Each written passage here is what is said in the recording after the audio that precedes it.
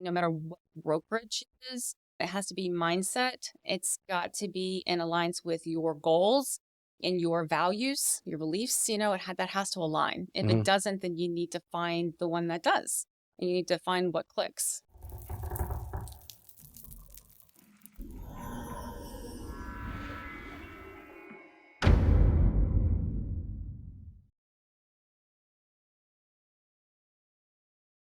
Today, I have the JAX Fit Realtor on the show. She is off to a great start in 2023. She's a University of Central Florida graduate. She is a military relocation specialist. We'll dig in a little bit there. She has coming up 5.5 years in the business. She has over 150 plus transactions under her belt. She recently moved her team to eXp.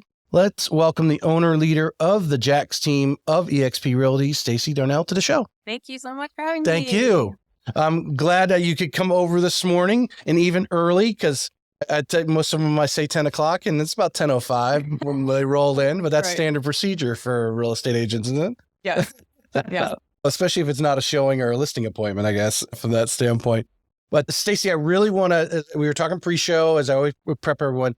I, really want to dig into your ideology. You've moved brokerages, which gives us a lot of things to talk about, because I'm, one of the common themes that I have on the show is, what each brokerage gives you, and they give you something different. Yes. And how, and obviously why you're at eXp. We'll eventually get into that today, and what you feel that's going to give you and your career growth. So, but as I start off every show, where are you from? Oh gosh, I am from Florida. Lovely. I'm born and raised here. I was born in New Smyrna Beach and grew up there and Daytona, cool. And then moved to Jacksonville at 99, and been here ever since. So you remember the day when Daytona Beach probably was still a spring break. Yes. Yeah. Yes. and how over the last, roughly, I'd say 15, 20 years, they've kind of Daytona's stepped out of being that place anymore. Yes. Yeah.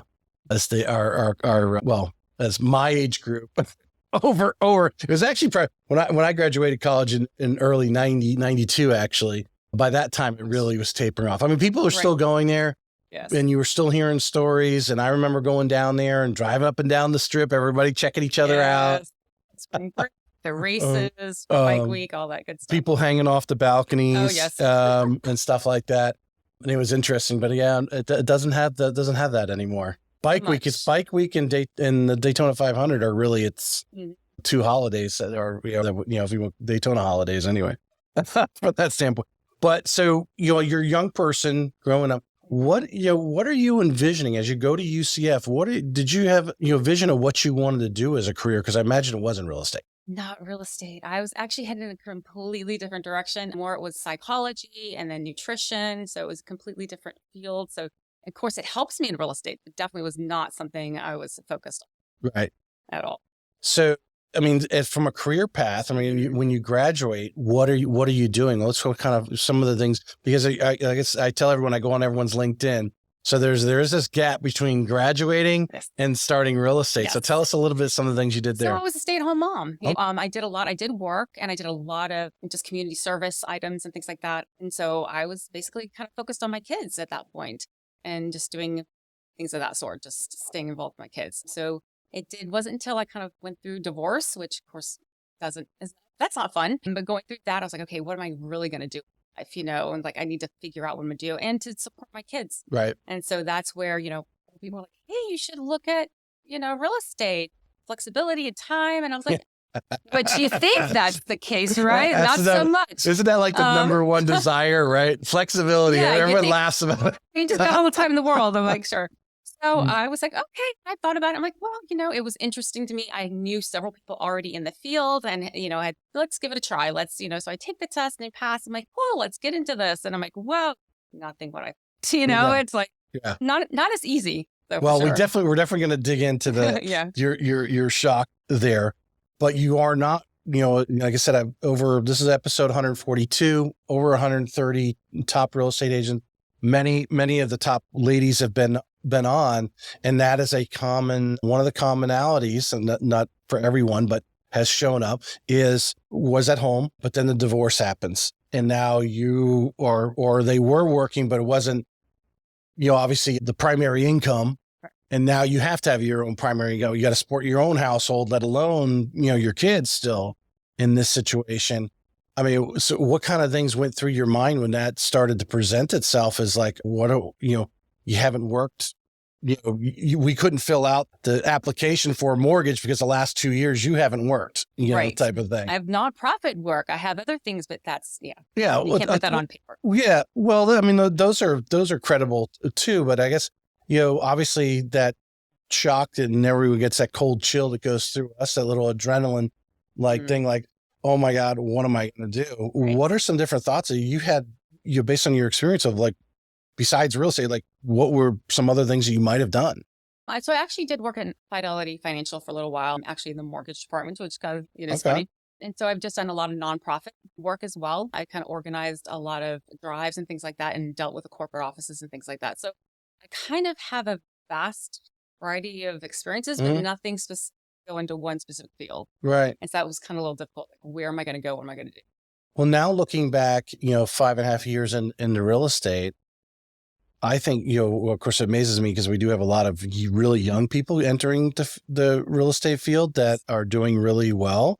And I think a lot of them attribute their mentorship, where for you, some of that life experience, I mean, what are some of the things you think some of the collateral benefits of your experiences that you pulled from, doing that volunteer work? And I think it was the people, being able to connect with people and talk, and just, for me, it's all about helping people. That's just, I guess, my passion with anything that I do is always about how can I help people? How can I solve, find a solution? How can I solve a problem? Right. So that's kind of always been the theme in my life and career. So it kind of just took me into that with real estate. Yeah. When you were, I figured you were going to answer that. I've been asking these questions enough, but that's what I was trying to get out of you.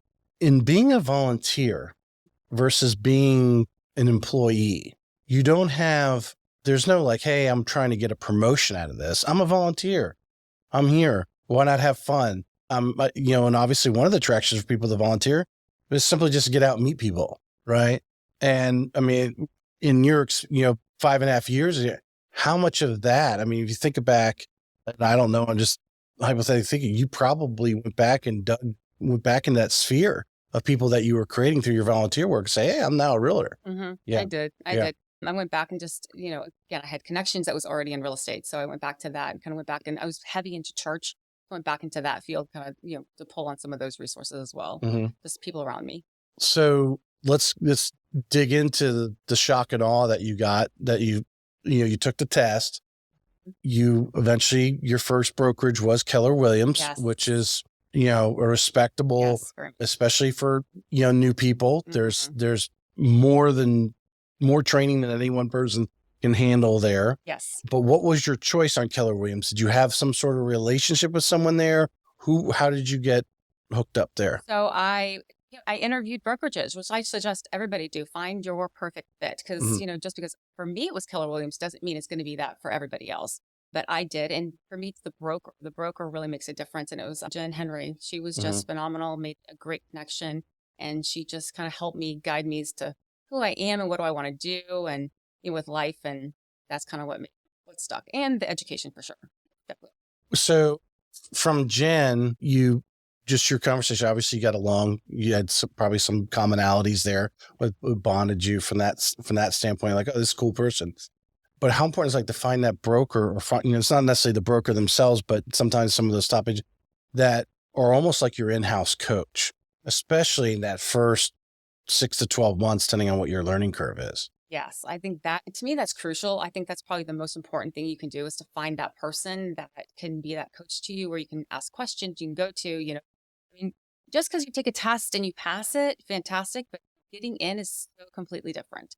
And so finding that person really, I think, thrust me and propelled me forward. All right. If you can remember 5.5 years ago, you step in there, what are some initial things that did you have success early? Was it something where you had a deal within a couple of months, or did you go So no, No. you're bouncing around from class to class and you're trying to figure it out. And I'm making cold calls. You're calling for sale by owners and expireds, and you're like, I don't have any ideas what I'm talking about, because you just, oh, great, I just started real estate. You don't know a lot. So you're doing all the things you're being told to do, because you've got to get out there and do action. It's just getting out there and doing it. So you're making all these calls, you're getting shut down nonstop. You're just like, oh my gosh, am I ever going to get anything? Mm-hmm. So yeah, that first bit is just, it's hard. What is the Keller Williams bold, right? Is it bold? Yes, I did that 5 times. It's phenomenal class though. I'm telling you, it's like, I would say that's my foundation. Because you don't even have to be with Keller Williams to do that, right? You don't have to. They allow anyone. It's just they kind of sponsor it or whatever. Yes. Put someone together. But I know they have it at least once a year out here. Yes. Right. And you go for like a solid week. 6 weeks. 6 weeks. Oh. Mm-hmm. Well, every day for 6 weeks? It's a whole day, once a week. Okay. That's all right. Yes. I've known some people who have gone through it. But it really, what kind of benefits, what did you see? Obviously, you must have gotten, I think a lot of people discount this when going to different events and being around like-minded people, or at least people are trying to get the energy. I would imagine you did it 5 times because you've got this positive mojo coming out. Yes, it's definitely a mindset, and it's the people you're around. It re-energizes you, gives you fresh ideas. It's also learning, you are your business. And so it's making you kind of grow as a person and learn who you are and what benefits can you do to bring to other people. It's just overall whole package. It's just not one thing. Did you get any deals out of those? Because you're making calls, right? You're making calls like crazy. Yeah, they do. They send you off and they're like, okay, make calls. And you're just like, what do I do? Go open, and go through and figure out just numbers. So actually, no. You're about to say phone book. I was. Do not that. I'll show my age right there. I don't know if you can find one of those anymore. Do they in hotel rooms anymore? Right. Phone book. Back in the day. No, actually, I didn't. It was one of those things like you make all the calls, you do that. And I set appointments, but nothing at that point had really come to fruit. Correct. Yeah. Correct. So you're at Keller Williams. You moved to some different brokerages. Now you're at eXp. Give us some, kind of color, because we talked about matching up with the right broker, right? And I assume that's why you've moved several times, because what you thought was the value there, either it was short-lived or it wasn't there. But give us some experiences. Assume we're talking to someone new right now, maybe hasn't got in the business, or maybe someone who's been at the same brokerage for 3 or 4 years and is at the point of, should I continue doing this? I'm not growing. Now, everyone will say you have to be self-serving. That's understandable. There are some people that get it, but initially we try to surround ourselves by some people who know what they're doing. So hopefully, we can shorten that learning curve. Yes. So it isn't 5-10 years, because you're not going to last 5-10 years in this business if you're not bearing fruit. You have to keep growing consistently, and it's obvious to people. No, I would say initially, so I did join a team pretty soon after. Drastically changed for me. That's really, to me, changed everything, was joining a team, because my learning in years was shortened down. And I just kind of dug right in. What can I learn? How fast can I learn? And that was probably the rocket taking off from standpoint. Break down the team for us, because what you got, because obviously everyone gets something different out of the team. I'm sure a lot of things are overlapping, but again, you're talking to, a girlfriend of yours approaches you about real estate. You'd probably say, hey, I recommend you join a team. Mm-hmm. Why? Well, I believe you can learn a lot faster. You can, there's just so much when you're out on your own in the very, very beginning. You're kind of just all over the place. You don't really know what to do. Where am I supposed to go? What do I do? I would say the team kind of hyper focuses you and really tells you, here's the main points. And you learn so much faster. I think you learn by experience probably faster than you do by books or in class. No, 100%. And so I believe that by watching and being in those transactions and the people around me, what are you saying? What are you doing? That you learn so faster. Well, the books are the books and they're telling you something, but I really believe our brain is a library, mm-hmm. and it doesn't know where to file that information away until you actually you walk into that house. Oh, this is how you do this. I remember it telling me I should, whatever it was telling, but you don't know that until that phone conversation question arises. Oh, that's where that information's supposed to go. Correct. And that's where we're lost. You have to have, I tell every time, people on the podcast all the time, I was in the call center for the first 12 years of my, nearly 18 years of being in the mortgage business. Mm-hmm. Those first 12 years, especially the first 3, because I was actually in the call center, and long story, I was working from home the rest of the time, but my sword definitely dulled by not working in the call center. Right. When you're in the call center, one, you have already just natural kind of competition. Yeah. Someone else got a deal. Oh, I gotta get one. Right, type of thing. But you're hearing the stories. Mm-hmm. And in our business, every single transaction, every single loan on my side is different incomes, different, they have different goals. We're solving those problems. And unless you are hearing the stories, your learning curve is longer. Mm-hmm. Because would you agree? I mean, how many times, you get started with a customer, I'm talking to them about their finances and they've got something screwy going on. Oh, yes. Yes. And now we got to solve it. We're halfway through this transaction. We find out that, something has happened. Now we need to change loan products, or you got to negotiate repairs. There's bigger issues with this house than, was originally I've learned to do all that up front now. So those are all things those are conversations that instead of during the process, that happens up.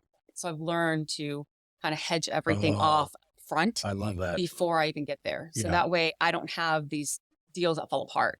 Of course there's always going to be challenges, none of us that happens, but not to that extent. 100%. No, I want to dig into that right there. But when did you actually kind of take that stand that that's the way you're going to run your business? I mean, I imagine it's not the first 6 months. No. When did you, in your, your experiences and so forth, at what point you're like, you know what, my time is valuable and I'm seeing the stuff going on, I'm going to kill it up front?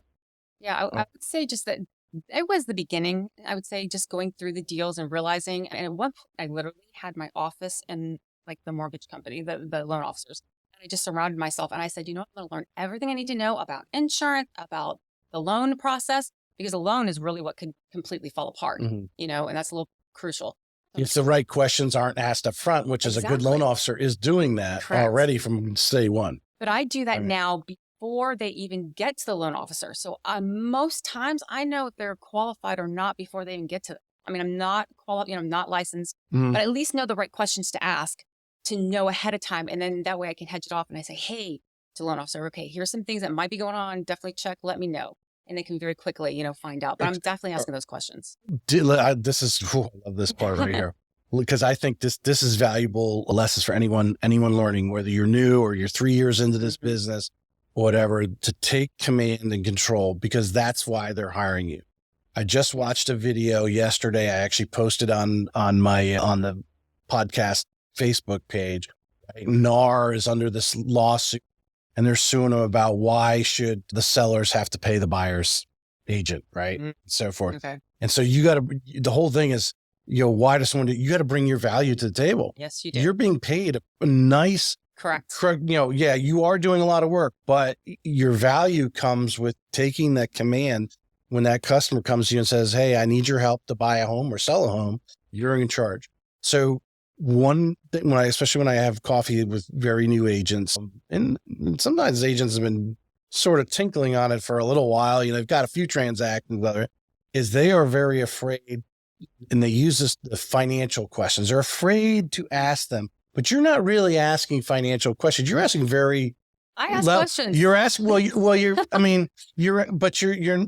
the questions that even the loan officer's asking are, I don't want to say broad. Broad's not the very, but they're surface level, because when they do, I say yes to one of those questions. Oh, yes, I've had a bankruptcy. Oh, okay. Let's take a look at when was it? Right. What was included? Did you have a house included in that bankruptcy? Right. And then you could dig deeper into it.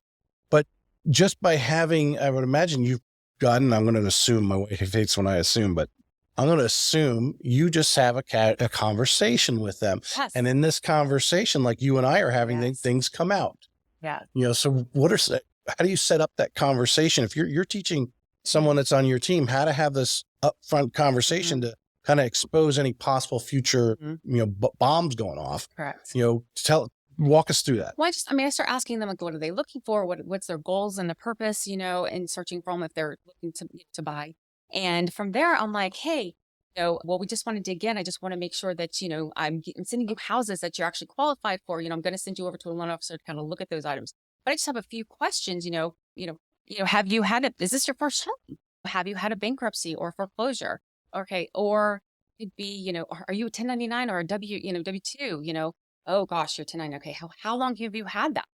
I've come several were like, oh no, it's only been a year. Okay. Well, we need those 2 years, to qualify you. But, I'm going to send you over just in case. Let's get you, just let the loan officer maybe we can save a bank statement or something. But at least it gives them, I don't want to promise them everything and then it not happen. So I'm very realistic with them and I try and go over, some questions before I send them over.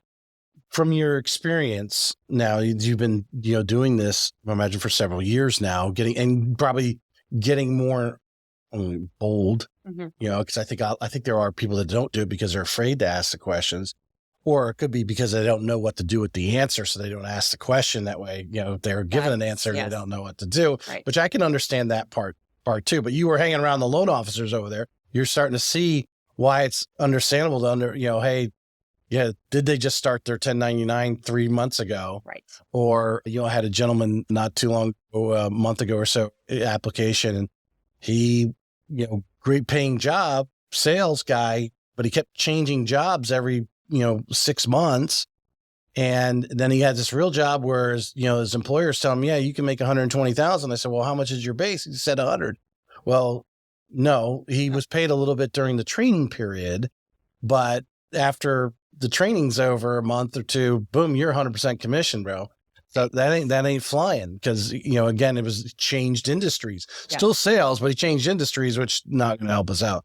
Yeah. So understanding some of those things, but I think even just the simplest one is like, how much money do you have available to make this transaction happen? Right. Because, some of those other things, the loan officer can pick up. And if you're, Stacey's been doing it a little while, she's bold. She's not 25 years old. She's, can have a conversation with that with other adults. And I understand everyone's in their different position, but like one of the basic questions I think every real estate agent should ask is not just, well, how much you plan to put down, is how much money you have available for this transaction. Because you will find people say, yeah, they put 20% down. They're buying a $500,000 home and they have $99,000 in the bank and they're waiting for their next paycheck to make the $100,000 down payment. Right. Yeah. Right. So it really, and I'm talking through this, it starts to add, I think it adds a little credibility when you know how to have that conversation. Oh, for sure. For sure. And the more you talk and get more knowledge is power. And the more okay, she really knows what she's talking about. And here I can help you. Right. And also, hey, if you're, making that 40,000, I'm so sorry, you can't $300,000 house, things like that, or I've had people like they're millions, they make millions and they're like, I'm fine. We'll just keep doing this. And I'm like, in your bank account, your tax return doesn't show you make anything, and it doesn't mean they pay their bills. No, that's true too. That's true. There's so many things that go into it. Yeah. They think someone else is paying their bills for them and they're not being paid on time. And I've seen, there's so many crazy scenarios. But cash can help you get out of some areas because obviously someone who's willing to put money down can cover some boo-boos and knowing that sort of thing.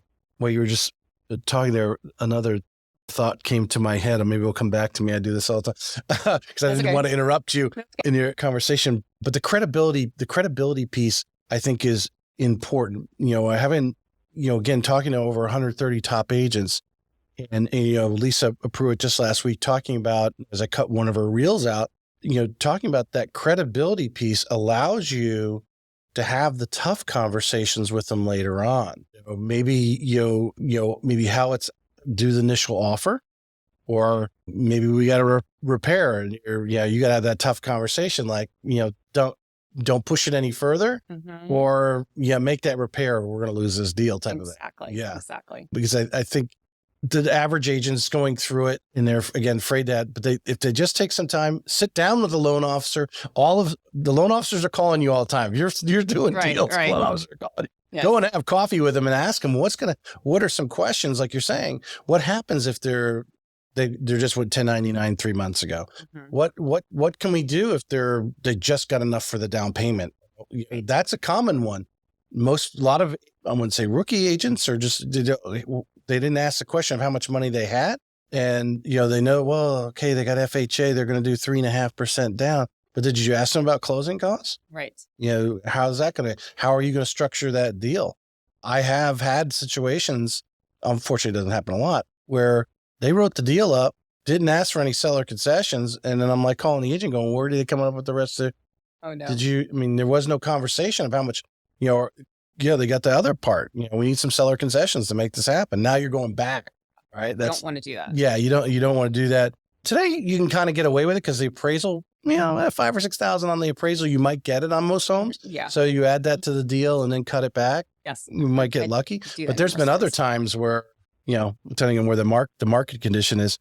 We talked about where you chose you're under Jen Henry. So what is Jen Henry having you do? You like right away, first day you're working under Jen, right? Yes. Yes. All right. So what are 2 or 3 things she has you doing right away to get your business started? I'm talking the first 30 days you're in the business. Oh gosh, well, we're supposed to be writing down all of our contacts, all the people like our sphere, things like that. Making phone calls, just say, hey, I'm in the business. This is what I'm doing now. If you know of anybody who's looking to buy or sell or invest in real estate, give me a call. I can help you. Things like that. Just kind of getting our name out there. It's also getting around to know the vendors and people around, the businesses wise, for inspections or insurance or, loan officers and things like that within the community, things of that sort. So she just has us there's daily tasks though. Have you seen, now you've been doing this 5.5 years, you've trained people, you've mentored people. Some of them have a little hard time even making that call to their friends and family. They do. I have some really experienced agents that I've had on and so they regret not reaching out sooner to their sphere. What are some of the challenges they have in making that phone call? So I had that problem in the very beginning. I had I had a hard time making those conversations because I felt like I was selling. I do not like to sell. I don't like salespeople. I literally don't like salespeople. So it's funny because I was like, how am I doing this? I'm selling something. And I was like, gosh, I don't want to have sincere. The only reason I'm calling you is because I'm trying to see if you want to buy or sell a house, And or know someone who does. Or know who somebody does. But at the same time, I'm like, later I realized but I'm trying to help them. And this is a conversation. This isn't me not trying to hey, let me hard sell you. I'm having a conversation with a friend. And if I look at it that way, the mindset's a little bit different. And I'm going into it, maybe pure motives, I guess, because I really do want to help these people. And so if I can turn it around in my head, I think it was maybe just talk to you. And the more I talked and, I'm like, hey, well, this is what I'm doing. If I can definitely help you. And again, the more I knew, the more knowledge I had, I was able to talk to them more. Right. Then that's where all of a sudden people say, oh yeah, I'm looking, but I'm not so sure about this. I'm like, yeah. And I would just have a conversation. Instead of trying to sell them, I would start to give them value. And they go, well, actually, yeah, I would love to. And then it progressed. All right. So you recruit a new realtor to the JAX team. They're kind of, how would you walk that person through, if they had that initial, block like you had, how would you handle that today in getting someone to warm up? Scripts. I know it sounds bad, but scripts. That helped me learning just some scripts because it led me to something to fall back on. And then you kind of create it to make it your own, but at least kind of gives you somewhere to start from. And those are just, it kind of gets your mind going and just in the frame of reference. So okay. Now, that opens another can of worms. I know for sure. The challenge of scripts, but I will tell you one of the top, I'm like, hopefully if she's listening or maybe catches this real, but who was it that told me that they learn the scripts like the back of their hand? Oh, no. They practice them and made them their own. Yes. And I think I have a challenge. I remember I battled that in the call center because they were big on scripts. And, I'm reading this and I'm knowing the guy who wrote the script. I'm like, dude, you never really said it this way. Right. And sometimes they do sound a little corny or whatever. They're all corny, all of them. Yeah. But you got to make them your own. You do. And you make it part of you and practicing of them was this, it's going to come to me, but I had her on the show and that's what she said. She learned those scripts, And, so that gave someone who doesn't have a lot of knowledge. Mm-hmm. We were talking about the brain, you got to have something, a wall to stick it on. Yes. And at that point, you don't have anything to stick it on. You're in this free space. Right. Right. But learning the scripts hopefully gives you some, because you can't learn everything about real estate. I mean, you could go to, sit there every day for 8 hours a day for 3 or 4 months to really, and then graduate and still not know everything about real estate. You're going to learn something every day, always, no matter how long you're in the business. Every situation that pops up in front of us, every title, right? Every home is different and so forth. So the scripts. Okay. So that was, you said something else though I wanted to also dig into, because you really opened a Pandora's box, so to speak. That's okay. She throws the scripts in front of you. You start plowing through that. You're sticking to it because you have obviously credibility. Jen has credibility right now in your space. The question I was asking, how can you shorten someone's learning curve? What is it? We don't know what we don't know. Right. So they're sitting there making these phone calls. Like you said, it's not really a sales call. As I've done it different times. You're kind of looking through that person, at least make the, I'm not selling you. Do you know someone, because obviously I'm asking if they know someone who wants to sell, they're now realizing I'm telling them I'm a real estate agent. Right. There's the other way to do it. Exactly. Right. That's another one for sure. For sure. Yeah. So you're making some phone calls. What are some other things that she has you doing here? Well, we door knock, passing out flyers, just trying to talk to people in the community. How did you feel about that? I love door knocking, to be honest. Do you? It's funny because, most times most agents are like, door knocking, no, I don't want to do it. I loved it. It was out in front of people, just, hey, I just wanted to meet you.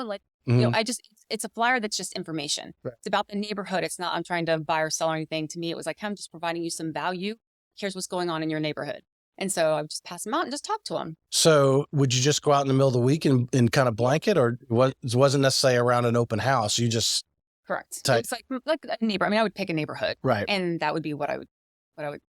Farming has come up. I've seen it numerous times this week for some reason. I know it was one of a couple that, because I'll go back through these videos and cut reels out, and then I'll realize a lot of the, not that I'm not listening initially, but I'll obviously start hearing common themes because now I'm actually digging out these statements and so forth in farming a particular neighborhood. I know you follow Josh Rogers. Josh is very good at Austin Preck is he has his neighborhood. Yes. I think they're both. I am so tempted as a loan officer just to do it because I see neighborhoods that are not being farmed, and I'm like, well, I already do a bunch of video anyway. I can just do it. Exactly. And then I have leads that I can hand out to real estate agents. Right, it makes me more valuable. Right. From that standpoint.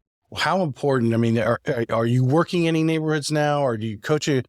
What are the benefits? What are Josh and Austin seeing from farming a particular neighborhood and really focusing on that, whether, 500 to, I don't know what's in Beacon Lakes there, probably, 3,000 or 4,000 homes. I mean, obviously they have great success, and that's their niche and what they do. And to be honest, I don't farm. That was something I started in the very beginning, and I always go back like, I should be farming. And that's for some reason not been necessarily my niche. And so I've just focused on what's mine. You find out what are you really, really good at and stick with it, you know? And I think you have to kind of find those couple pieces. And for that, it's been phenomenal, Well, you mentioned something there, finding something you're good at. Again, something we talk about a lot on the show, because the top agents are, whatever that marketing thing is, it might be knocking on doors. If that's your thing, then you need to, 10X it.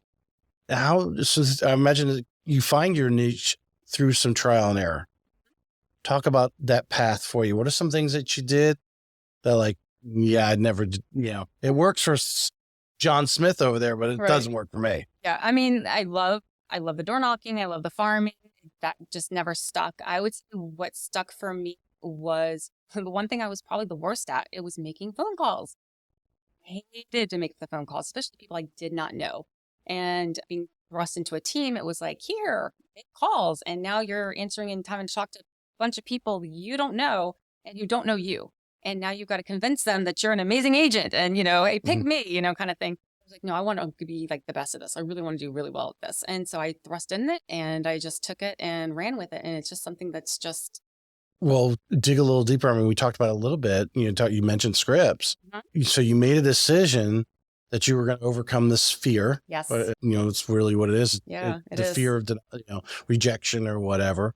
What are some things you did while you weren't on the phone to get you better to when you're on the phone? Constantly, and it's script and role playing. You're constantly like you say just scripts, and you're trying to make it your own. But when you're conversing with another agent and they're throwing different things back at you, and it's not just the same thing. It's like they'll throw a different objection in there.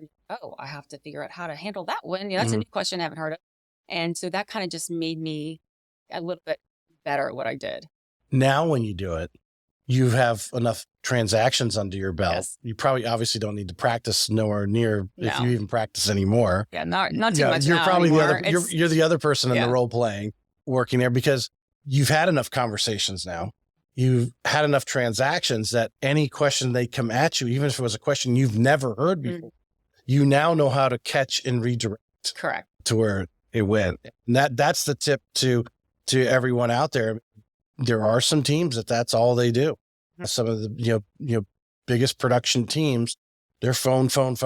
At least they want to have DJ and Lindsay. Brittany was on it. I think it was, I want to say 20 conversations a day. They want you to have 20 conversations a day talking to someone about real estate. I mean, you and I, that doesn't sound like a lot right now. Just hey, just walk in a grocery store and there's, you can knock out 5 right there. Right, exactly. Yeah. Or go do your volunteer work, right. Or let alone, go socialize at a happy hour. You can not, to talk to 20, basically, obviously, hopefully hand out 20 cards, or obviously if you're over the phone, you send them an email so they have your contact information and so forth. So Jen Henry's there with you initially. You're moving on. You find some other mentors and you've changed brokerage. Give me someone else that took your game another level, not that whatever Jen's relationship, imagine you guys are still friends or whatever, 5.5 years later, but eventually, you move along and you find that mentor that's going to spin you to the next step in your career. Tell us about some of those. To be honest, it's been, just people throughout that kind of propelled me and it took me to the next level. Cause there's certain levels within real estate you go. And so, I go from there and then join the team, and that definitely propelled me forward. And then it's just you're constantly trying to find people. For me, I ended up just saying, you know what, I need to learn as much as possible. And I started listening to tons of podcasts, tons of audibles. How can I grow and learn and be the best, not just in real estate per se, but as a person? As you grow as a person, your business grows. And so the more I did just in my own learning and being around the right people and, just the right mindsets, and I just started to propel, myself at that point, just going forward. Well, you said a word there, mindset. How would you describe, you're talking to a bunch of new agents or whatever, new team members, and you're talking about mindset. How do you describe the mindset that you think they need to be in? It can be difficult. It's going to be hard. I know for me, every single morning I wake up and that's the first thing I work on is my mindset. So that's why I'm listening to something positive. I'm putting a podcast on or an audible on. I'm doing something that's just empowering who I am, because it's easy to go through the day and allow circumstances or people influence who we are and how we I would say react. But if you start your morning off, you're being purposeful, be purposeful in everything you do. And then if you start your morning off like that, then anybody that comes in, they're like, no, I'm going to influence you. You're not going to influence me. And just going in the positive direction, being a negative, say, well, how can I turn that to a positive? How can I learn from this? How can I grow? How can I, things like that. With the social media, obviously we're carrying our computer in our hands. We have access to anything and everything that we want. If we want to turn on motivational stuff, we can. If we want to turn on, some of the news and just, gets us even more frustrated for what's going on, we could do that. And our entire day goes by, the amount of time that we spend there. But that choice, not the choice to stay away. You maybe think I'd interviewed Heather Monahan and she, I don't know if you saw that episode or I'm ran out of her books. I need to get more of her books, but she talks about in there, getting rid of the villains, in your life. You went through a divorce, so I imagine there was some villains around you at that time.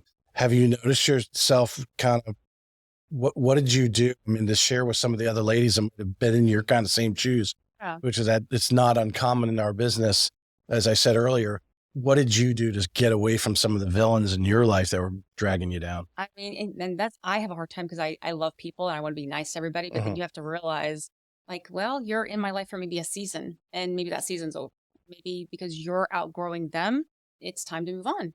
Just slow, kind of distance yourself and move on and find the right group of people that you need to be around to help you continue to grow. Right. And sometimes you grow out of them or sometimes you need something different and that's okay. It's not, anything bad on them. It's not saying you're a horrible person. It's just saying it's not what I need right now or I need something different in my life. And so from there, I just need to, distance myself. It's not that I can't ever say, hey, or, I'm going to be mean or anything like that, but it's just saying, hey, I need to spend time and, maybe with a different people. And some of them are family members. And some of them are family members. And I have to say, I love my sister, but, I had to kind of maneuver away from her. She was just not at that point in time. I was like, distance a little bit. Did that change over time with your success and realizing that, hey, this is what I'm doing. I'm going to be a real estate agent. Yeah. I'm going to go out here. I'm going to run my own life. I'm not in type of thing. Do you see their attitude eventually tip, or some of them still, no, you can't have them back? No, I mean, it tips. I mean, it changes. I still have a relationship with everybody. It's just, how far in are you allowed? And so that's what I've learned. I've learned the boundaries and saying, some people can be out here and some people can be in here, and that's okay. Hey folks, this episode was produced by Streamline Media, the #1 media company for helping brands generate content that converts. I knew I wanted to start a podcast to reach more people and bring value to the world, but I did not have the time or the knowledge. Streamline Media became my secret weapon to building my show. They handle all my back-end work, production, and strategies to keep my show going strong. If you're in the real estate business and looking to make content that generates more leads and brings in more revenue, check out the Streamline Media link in the show notes and discover how partnering up can supercharge your path to real estate excellence.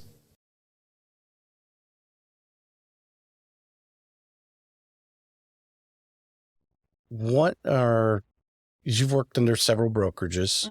Now you're with eXp, and now you're all team leaders. Obviously your broker, so to speak, is virtual. All the different technology, you guys are seeing that, but they're not in an office that you can go and touch them or anything like that. So there's a different relationship going on. You're out there, but over your course, you've had several different brokerages.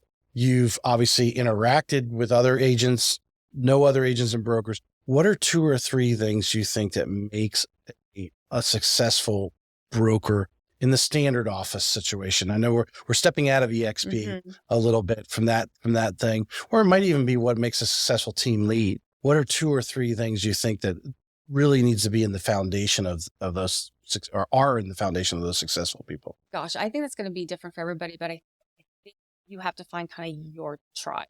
I think no matter what brokerage it is, it has to be mindset. It's got to be in alliance with your goals and your values, your beliefs. That has to align. If it doesn't, then you need to find the one that does. And you need to find what clicks, and sometimes I think people are looking. Now, some people change brokerages because they think that it's, the broker is not making me successful. Yes. Well, I'm so sorry. That's not it. It's you. You've got to succeed wherever you are. You've got to put the hard work in. Unless that broker's the negative person that's bringing you down. And that could be, and I've not been to all those brokerages, so I don't know. I don't claim to know. It could be, maybe you do need to step away from that. Maybe it's not necessarily the right environment for you. But I just know for me, it's, just continuing to grow and learn and just keep going and moving forward. Right. Another thought just went through my head. It's just, you're triggering off so many. Let's talk about, you have a JAX team. Talk about what's your goals? Where are you at now? And where, what is your goal for 23? Imagine you guys are, also talk about 5-year goals or whatever. What are you envisioning? Where do you want to take your business? It's funny because in the very beginning, the goal was always like maybe more centered around my numbers or around that, money mark and things like that. Of course, that it plays into the real estate game, in a sense. I think for me, it's more, how many people can I help? How many agents can I help? How many people can I come in contact with on a daily basis to help change their life that they can then go impact somebody else? I think that's become maybe more my purpose. I love what I do. Absolutely love what I do. Of course, I have to sustain myself and my children, things like that. But it's also the purpose part, I think, plays a huge role in that. So for me, it's not necessarily, do I have this gigantic number in my head or I want this gigantic team or anything like that? No, it's about how many people can I help change or how many people can I, impact, if it's regardless to, customers or maybe that's other agents. I just want to be able to pour into other people and help them succeed in life. And that's kind of that's our tag is, moving your life forward, because I want to be able to help people move their life forward in every direction. All right, let's bring that back around. That's how you want to run your business and your vision of what your ideology of how Yes. you figure if you go through that, the successful, financial success or, Yes. whatever that is, everyone's a little different there where they feel, but you'll get what you want if you provide that. How do you sell that on the front end? How do you get that out there to everyone? Or what are you doing? Have you found maybe I don't think everyone's found the secret sauce yet. Not I the mean, secret sauce. that little, just Right. like, they just touch it and, turns to gold, because we're always moving around. But how are ways that you're getting that out there and to let everyone know that? I think it's by personal relationship. I started off and I succeeded. I kind of excelled really, really fast. Kind of took a step back to kind of say, how do I want to lay out my business? What do I want that to look like in the future? And since kind of honing in on that, it's starting to come in like crazy. It's relationships that matters more. It matters more to me. And with that, success comes. It comes. I don't have to search for it. It's people refer nonstop and, things like that. I think they find you, they realize that, okay, this is a genuine person who knows what she's doing, and they actually are on my side and they're going to listen to me and, things like that. I think that's more important. Okay. So if I'm hearing this correctly, you've really and I used this term the other day with Lisa Pruitt, you've slowed you slowed the game down. So so that customer that's in front of you is the most important person. That 30, 45 days, they are a number one. Mm-hmm. Hopefully you're handling 2 or 3 people at the time, but yes, that person is in the and that is how by pouring into them, giving them the, it's great to say, I want to give great customer service, but what does that actually mean? Right. And but what you're seeing is because you're pouring into them, you're focused on that individual client through the entire process. You're setting them up with the right lender, setting them up with the right home inspector. You're controlling this because that's what they're really paying you for. They may not say that, but I think a lot of people underestimate that part. That is what they're paying you for. Control the situation. Obviously, you will have, that customer that wants to, feel like they're in control, but I'm sure you found ways to obviously, as we all do, make them think they're in control. And you are. You have to be. Yeah. And at the end of that transaction, you go to that closing table, the smiles on their face. Those people have been pouring back to you with the referral business. Yes. And that's just where now it's coming in like crazy. It's just, I literally got 3 the other day, just referrals. Hey, I got somebody. So they're coming in like crazy. Like I don't necessarily have to think, I thank God for it, but I believe it's because I've just focused in more and it's more on the value and purpose and the people that matters. We go back to controlling the process, controlling from the start. I think, I would imagine if you're not already training that, you should. I think I find a lot of real estate agents, and you can ask, I think, any loan officer, there are some real estate agents that have total control. And then there's other real estate agents that couldn't refer a good restaurant, a good hamburger in town. Yes. I'm a referral person. I want, if you have something that you need done, I love when people, put up on Facebook, hey, I'm looking for a really good, because obviously someone put up the other day, I'm looking for a really good mover. And I know we have several, there's a few, but it's great they're asking for that because the fraud in moving right now is huge. It's huge. Coming out of New Jersey, I hear the fraud is crazy. People losing all their belongings to these companies, and it's being held hostage and so forth. And actually, just that reminds me, I need to get my moving company that I'm friends with. Cause I refer them business. They live in my neighborhood too. So I know them personally. They own their franchises and so forth. But you have to create those relationships with those people as well. Right. And then that way it will make it easier for you to refer that person. Oh, you've broken bread with them, had lunch with them, whatever, you meet at different events. Or I always like, people I refer, if I have something going on where I can bring them in and they can be a small sponsor, whatever, they're the first people I'm calling. Exactly. Because I want to be around those people, in that team. And I think a lot of agents aren't taking advantage of the fact that there are people who, they want your referral, but if you're doing a little ice cream truck in the neighborhood, call your referral partners and say, hey, can you pitch in whatever amount of money? Right. Most of them will pay for it. You just stand there and look good. Right. Right. Exactly. Yeah. Mm-hmm. And they miss out on that because it's just a phone call away. But they just have a hard time referring. Therefore, they don't control the transaction. And therefore, of course, we hear the horror stories later. This person, they went with that person. They didn't do this. They didn't do that. This closing got delayed or whatever. Correct. Yeah. Talk a little bit about, you've been doing it long enough. You've been around, obviously you're in an office with loan officers. Mm-hmm. How important, the other people, the home inspector, insurance. Yes. I see a lot of agents don't even, I refer insurance. Oh, I do. I control it. I do too. I just immediately send out an email. I need a quote for this person right here. And I start the conversation and I can walk away at that point. But how important, in that control, to have those people at your fingertips that are in your circle, your support vendors. That's the first thing I do is, of course, getting qualified. I tell them, talk to somebody, but I also say, I've got somebody I can send you. Mm-hmm. It's always good to shop around, but this way you can compare. I want them to see for themselves. I don't want them just to take my word for it. I know they're going to absolutely love who I'm working with and that they're going to give them the best deal possible. Because we're going to break it down. We're going to show you everything. We're completely wide open and transparent. I don't sit here and try and hide anything. Mm-hmm. Here's everything in front of you. So I want them to see everything and then for them to choose, more 99% of the time, they'll go with the person I've referred. But because I pick that person who I can talk to. We have open line communication. Like, you're going to pick up the phone when I call, when I text, hey, I got a question. Or that, customer's like, hey, I have a question and what's going on? They'll answer. I need somebody who's going to be responsive. You just gave me, I'm going to add this to my repertoire. The sense of urgency. Yes. The above and beyond. Mm-hmm.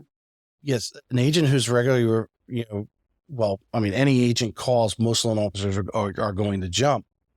I know there's a thing in our industry right now where there's a lot of inexperienced loan officers that haven't even been in the business a year and haven't even written a dozen loans. They're going off on their own. And the real estate agents who are listening, you need to pay attention to who those people are. You can find out how much experience they have. Go on the MLS thing and look them up and they'll tell you how many years they've been in and who they work for. And there's a lot of that going on. So they no longer, it's good to work, to work with a new loan officer who's giving you a lot of attention, who has a sales manager behind them.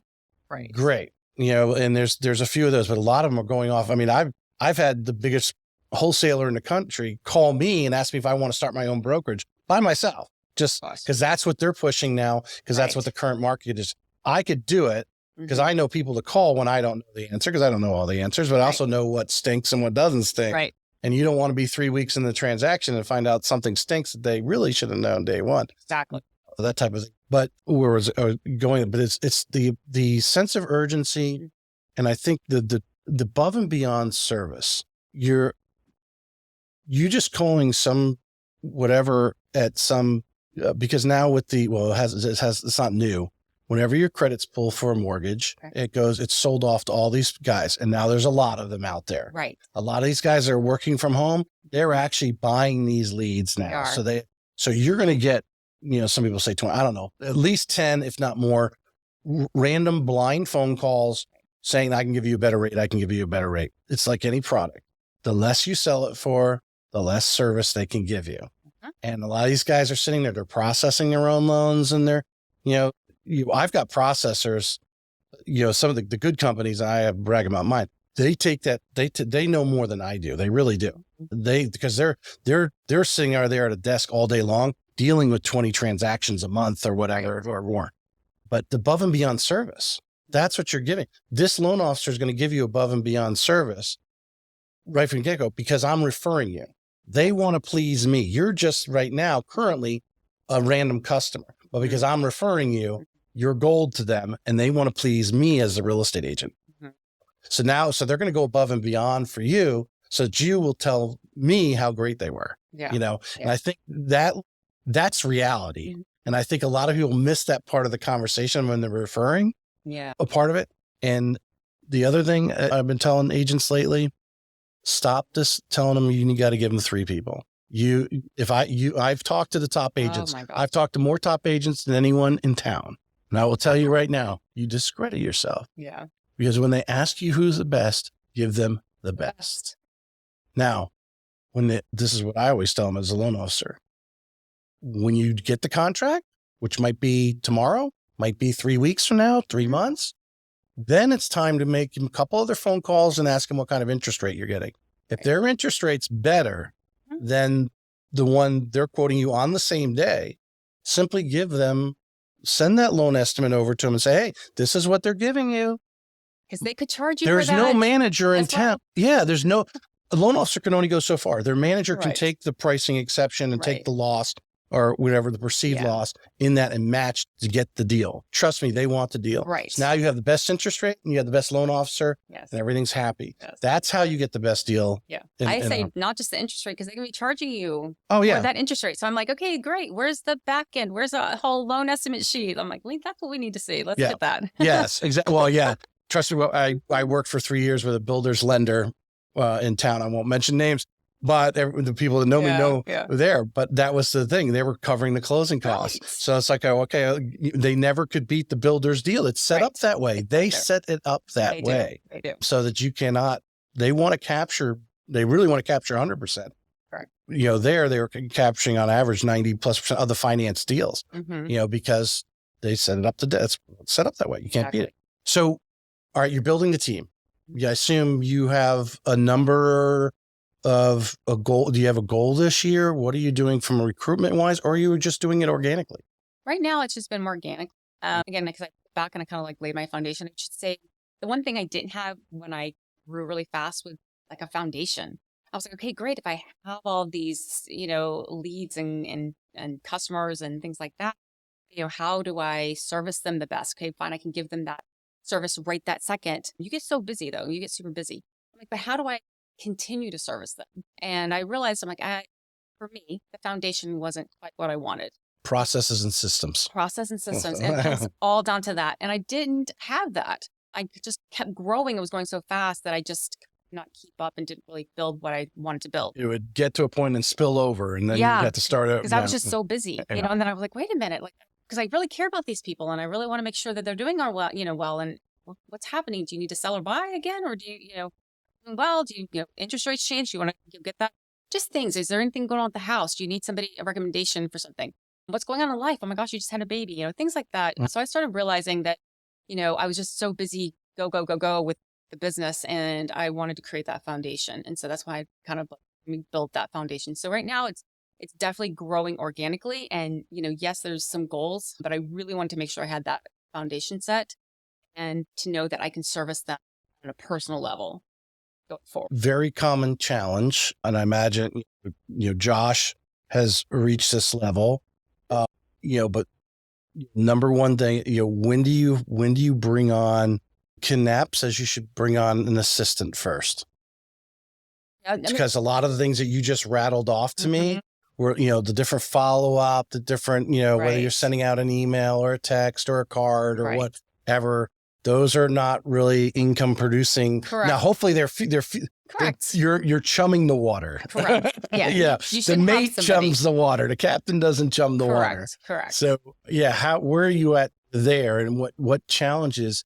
Because I think this is very, very common for every agent that's at your level. So I definitely, for me, it was bringing on that transaction coordinator to handle transaction process. And I have one, she's phenomenal, very customer service oriented, and she's licensed as well. So she takes over that part, keeps communication with all of us involved, and we're very open. And from there, it's then hiring somebody to do that, just like you said, that assistant that's going to maybe send out the cards or send out, the emails or certain automation things you can do, but it's also like, it needs to be in your list. Like, hey, this person had a birthday, give them a call, so there's definitely systems and processes, and then bringing maybe in somebody to kind of help you with. Right. Yeah. And I know Andrew Michael, he's used, there's virtual assistants all around the world that are doing it, especially inexpensively. I mean, when you reach a level where you want to physically put someone in your office, but sometimes you got to make that stretch. And obviously putting someone on a payroll is a stressful situation. You're like, I'm doing good now, but what if I don't have a good month? And then I still got to write that check. Right. So you got to build to that point. But that, I know one of the biggest challenges of every agent is they reach that point. It's like, I just physically can't do anymore. I need to dump some of this administrative stuff off. Or someone who's actually going through the birth dates and saying, hey, you have 3 birthdays today. You need to make 3 phone calls, which you can make while you're driving between listings or whatever. Exactly. Yeah. And I have an admin too. So I have Courtney. She's amazing as well. So she takes care of a lot of stuff like that as well. Right. Do you still find yourself wanting to do it all yourself, or have you started? Oh, no, absolutely. Have you really cut the line on anything? I mean, I've had to cut the line, but yeah, absolutely. Because I'm a little bit of I want to control and make sure everything's happening the way it should. And so it's hard. It's hard to kind of, drop that off. But you need to. Well, you hit it on the nail from the standpoint of why your business is successful, is because you're focused on that customer all the way through, and you're like, who else would do it this way, right? Who else would actually care as much as I do, type of thing. And finding that person is it's treasure. You find that person, you want to hold on to them as much. You're going to do whatever you can to keep them. If you are organically recruiting people who want to come into, do you prefer someone green that doesn't know anything and like to start someone from scratch? Or are you like Engel and Volkers, who'd rather have a more experienced real estate agent? That is a great question. So originally I wanted somebody just that, fresh, let me teach. I think they need to know what it's like to be out there on their own, to be honest. I think to start off with, you kind of need to feel how difficult it is. You need to go through some of that. And so for right now, not necessarily recruiting those. I have an agent that's getting ready to join me, and she's been in the business for a while. She's military and moving back. And I've known her for a while. She's been in the business. And she's like, I've always wanted to be on your team, but she's just been gone, so she's coming back. Super excited about that. But no, I think, I need to be a little bit more seasoned that sees the value of being on a team. Yeah. And that wants to, so that's a little different. Right. Well, and also you have that, you got to give them a lot of time in the beginning. Yes. If someone's done it a while, you're like, okay, this is what they already know the lingo, right? And like I said, they have a wall to stick it on, because good, better, and different. They have some experience. They've actually been out there, and how much of that, but they at least have something to stick it to. They've been doing it for a little while. I would agree with that. Let's break it down to marketing. What do you mean? And you could stretch this beyond yourself, because we talked about Josh and Austin and the things that they do.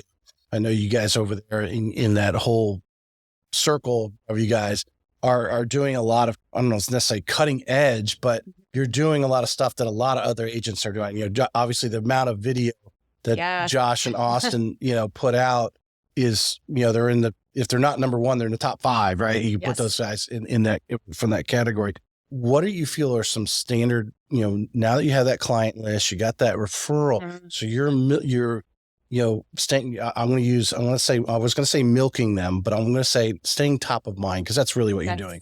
What do you do with your sphere and obviously your past customers as far as staying top of mind? What are some standard procedures that you have that you do for everyone? I automatically put them attached to my social media. So I constantly can see them. They see me, staying top of mind. There's a role where every so often I call, text, just staying on that. I do send them cards. I send them gifts actually every month. So they get a small little gift from me, some of these things. Then it's like, and then that's just kind of a way for me to talk to them and, hey, how's it going? You send every one of them a little. So yeah, they get a little gift. Like what? No, so actually it's a really cool little company, and they send off like maybe all right, I know what you're talking about. Okay. Andrew, I started sending Andrew. Yes. Okay. I don't know if he let it on to you guys. They probably maybe came and sold it. I started doing it. I did it for like 6 months or whatever. but I would go, yeah, you go inside and they send them a little coupon to a local ice cream It could be shop or all restaurant, or over get a sandwich or whatever. And they have raved about it. I mean, Yeah. every single time they come back, oh my gosh, I just got from this little shop or sandwich place or whatever it might be, this treat.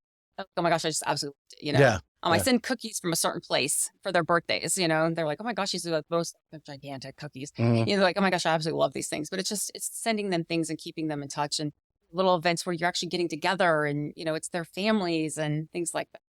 Yeah. The one thing, and it's probably, I just, in St. Johns County, what I love about that program is there's a lot of sandwich shops, or maybe it's a coffee shop, donut shop, restaurant, whatever. They go up in these strip malls, and we don't necessarily ride down that road every day. Right. So we don't necessarily see it unless someone told us to go to that place. We would probably never even think about going, but we get this coupon. I'm like, well, that's not too far away. It's actually around the corner where I normally go. Right. Let me go check it out. And it just obviously helps the community. I'm glad that obviously the owners of those places see the benefit in participating in that. We talked about, I'm going to reword this question because we talked a little bit about brokerages and a couple of things, that the foundations of things that they need to be. When you look at overall, or even internally, even within, the greater Josh Riders group or whatever, I think there's always something we could do better, whether it's within the group or just in generalization. Maybe I should just generalize this in real estate. What is one thing we could do better? In real estate, period? Well, just, I think because the actual question was, in your experience, one thing you think brokerages could do better. And I think, you tipped on it a little bit earlier, finding your niche, right? And that, we talked about some other individuals pre-show that they try to focus on finding their agent's niche, what they're good at, what they like doing. So they'll do a lot of it, right? From a marketing and prospecting standpoint. I think a lot of brokerages don't do that. They don't actually break it down to the cellular level. You have to. So what, but in a generalization, if your other agents are listening to this and so forth, what are, maybe it's something you saw at eXp, because that'll help us lead into why you went with eXp. What you saw that eXp was doing that a lot of other brokerages weren't, and made it attractive for you to go over there? A couple things. One, it was cultural. Culture matters to me. And so the people you're around, that was probably number one. Number two, it's the education and it's always wanting to grow, always wanting to be better. And that's why there's constantly conferences and things to go to and things. And sometimes, they have those and it's not really anything, but they are cutting edge. How are we really going to make ourselves better as an agent? And then how are we really going to service our customers? And it's just, how can we be better as people? They just, technology wise, how are things going? And, how can we be a step ahead? I love that forefront, that just go after it kind of, not competitive in a sense, but I'm just constantly drive kind of person. And what's next? How can I be better? And so I think for me, eXp just encapsulated all that. So was it eXp as eXp, or the people that are immediately around you, like Josh and Austin So at first I loved the concept of eXp. That's not what drew me. Because I'm like, I see the value there. And I was contemplating it. It was more the people. The people was like, that's my tribe. Like, those are my people.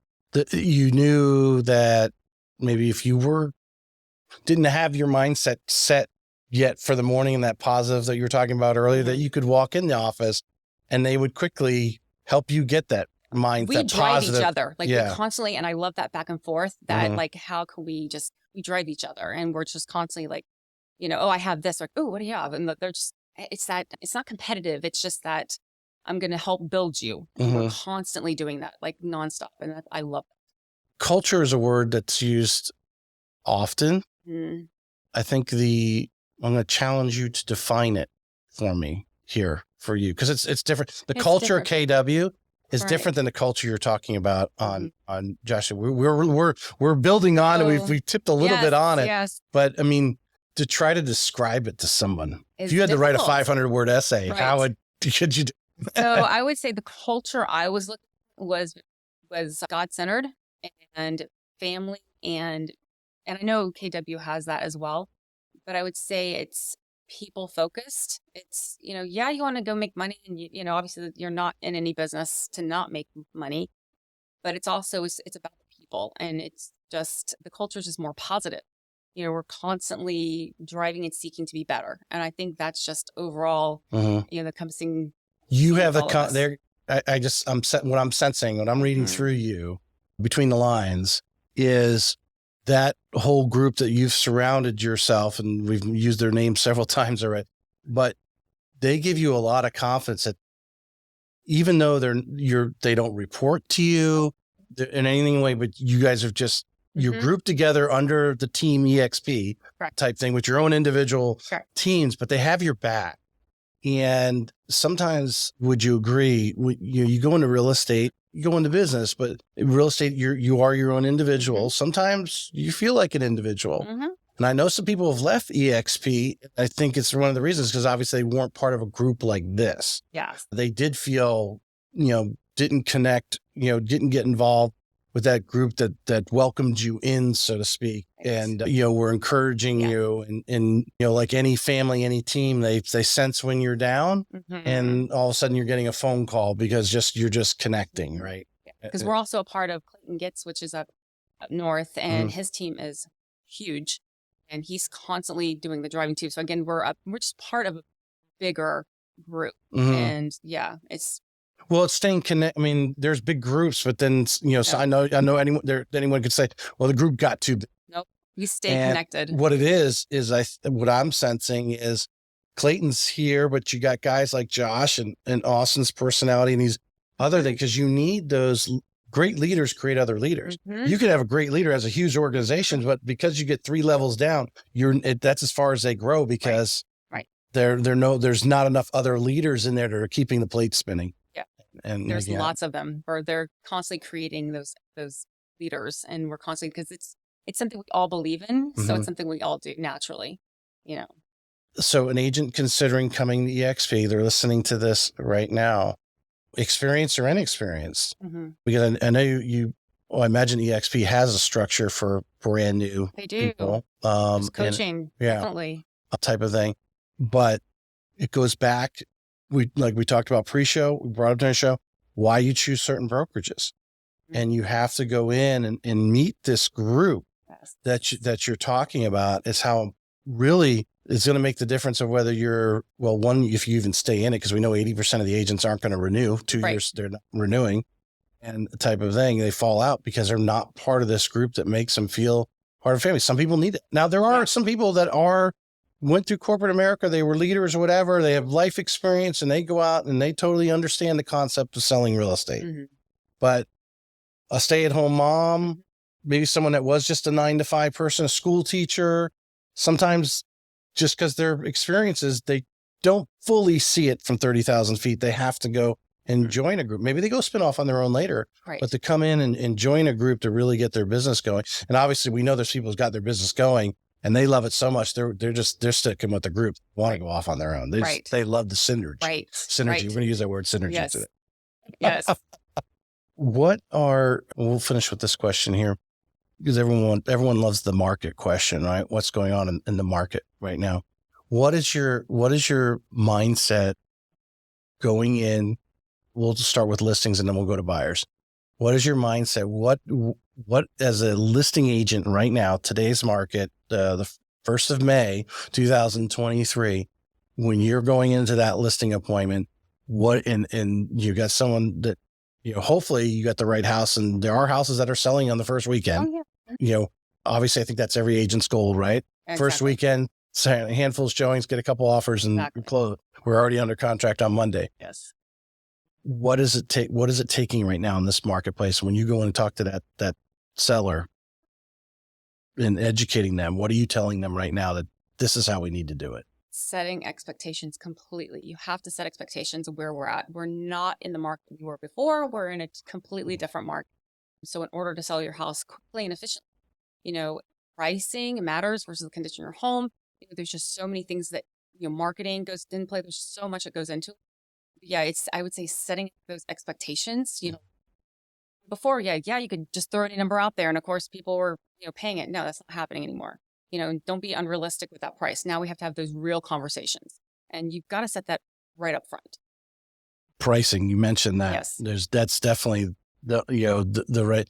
Well, you mentioned not necessarily the condition of the home, but obviously pricing due to the condition of the home. It matters. Yeah, yeah, a little bit. What is your? Do you stage a lot? What's your attitude on that? So I haven't actually like staged a home with like bringing furniture and things like that in. I bring a stager in who helps use the furniture that they have and the items they have in their home to stage. And then we talked about how to decluttering and getting rid of a lot of things. Obviously, making room space so that the buyers who walk through can visualize their items in the home. That I do every single time. Yeah. The important, what I forgot what this, I saw some statistic and it was like 82% sell faster. Mm-hmm. I mean, the organic way to stage is declutter and use what you've got there. Ideally, obviously, I'm sure the clientele you're working with and the neighborhood you're working in, because as we know, there's some people that have some really nice homes, but don't know how to buy furniture. Oh yeah, that's true. Right. Yeah. You're looking at the bed with no headboard or anything it's okay. But setting up the home properly, decluttering or staging, pricing right now is very important. And that's what I am hearing. 100%. You price it right. You should have a sale, that weekend. Obviously the homes doesn't have any, known issues and all things considered. All right. So the buyer now, what expectations? You talked about expectations. I imagine you're setting expectations for the buyers. So, and the buyers have different wants and needs. So if you want to just go off of maybe a recent buyer you might have had that come in, but walk us through that conversation you're having with that buyer right now in this market. The buyer, I'm letting them know, hey, there's times we do go into still multiple offers. It still happens. And, and right now interest rates have continued to climb. Obviously you don't want to hit another interest rate, rate going up. But I'm like, hey, let's see what we can find perfect home. Are you willing to do a little bit of work in the home?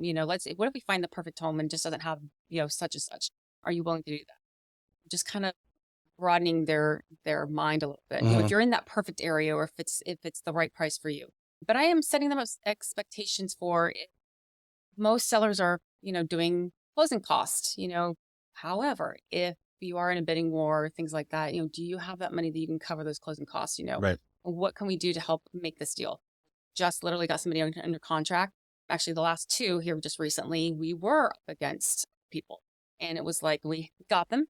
And it was like, okay, how do we need to close this deal? Thankfully, this last one, we got closing costs included.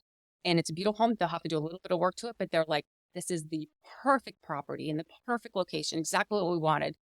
There's only one address with only one home on exactly. it. Anywhere else in the world. And this is a gorgeous property. Yeah. And it was like this mini little farm. It's just gorgeous. It's got great trees all over the place. It's gorgeous. But the home needs a little bit of work. They're like, you know what? We easily can do this. And then we want this.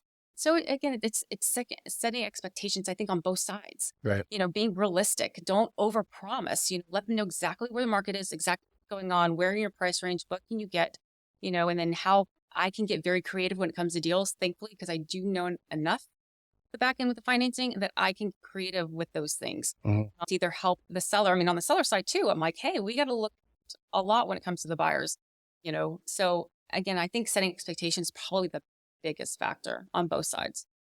Most of the stuff in St. Johns County typically will have, I'll guess if you guess my figure, I'd say 7 out of 10. And St. Johns County is such demand. If it's not the number one demanded county in Florida, it's a second. And, having, are you pre-coaching them on, how do you handle the escalation clause? Do you wait for the seller's agent to tell you there's multiple offers, then go back and say, hey, we'll insert an escalation clause? Or if the customer is like, you already know, hey, this is a neighborhood. It's highly desired.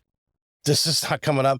It's obviously priced right. I suggest you put an escalation clause because you do have cash. Even if the appraisal doesn't come in, you can come up with an extra 10 grand. You're coaching them that before they even make the offer. I always coach them on this is what an escalation clause is, and this is how it works if we need this. I'm constantly in contact with the selling agent and constantly trying to see, hey, do you have other offers? What's going on? Things like that. If I don't think there's any other offers in, I don't automatically put that in there. That's just part of my negotiations. Yeah. I don't want to feel it out. You're feeling it out. Feeling it out all the way around. Because obviously I don't want to throw the buyer in, all to their max if I want to. Right. But I'm talking with them. through that. If I think at all that there's going to be another offer, that escalation clause goes in right away. You mentioned something there, constant communication with the Yes. selling agent. Yes. When you're mentoring and so forth, because I think talking to agents, if you want to learn something from this podcast, this right here is important. You put an offer in, you want to follow up with a phone call. This isn't a blind, you tell me, you don't just send them the email with the offer. You need to, one, make sure they received it. Yeah. Okay. But also be talking to them, because they'll could tell you some things that you want to know, because you might want to go back and adjust that offer. Would you agree? No, absolutely. That works on both sides as a listing agent, as well as when I'm going through offers. Guess what? Who's the loudest? Who's out there and like willing to talk to me? And I feel like, okay, this is going to be a smooth transaction. This person is going to be on top of it. Okay. They really want this house. It's who's communicating. So on both sides, absolutely. So on the buying side, I'm constantly like communicating with the listing agent. I always preach to everyone. I don't know, but the importance of getting out and, showing up is the term we use a lot, but you got to get out to some of these events and meet some of the other agents, because that's the type of market it is. Yeah. You need to know. And if I have those people, maybe even that are dripped, to know, hey, I got a customer looking for this. Yes. I don't see it anywhere out there, but anybody has something that comes across, we're looking for this type of home with 3-car garage, or whatever it is, acreage or whatever. I don't think enough agents, there's the top producers. They are doing that. They're sharing across brokerages. They're friends with they're real estate agents and they're sharing this information. And when they have these unique situations, they're getting it out there, and hopefully someone's helping them and making the match, right? You're a matchmaker between that house and that customer. Exactly. And the importance of getting out and actually, meeting other agents in a social setting. That's crucial. How little it is, but at least they saw your face. They might have shook your hand. You might exchange business cards, but now you're calling them. Oh yeah, I remember. It makes a big difference. And when you know that person on the other side, you're like, okay, I know you. I know you do good business. I know you're going to make this, because the other agent can disappear and it makes a very difficult transaction. So this makes, it's those agents that don't show up to those events, you don't know them. That's simple as that. Exactly. Exactly. Anything you want to add that we did not cover here today? Oh my goodness. Can you think of anything? We went broad all the way around. Yeah, we did. Not that I can think of. No, this was a great conversation. There's definitely a lot of content to cut out of here. Because we dug in, and I hopefully asked some in-depth questions and got some good stuff out of you. Yeah. So hopefully everyone would benefit. So I'm going to sign off here. I appreciate you coming on. Thank you so much. I appreciate it. All right.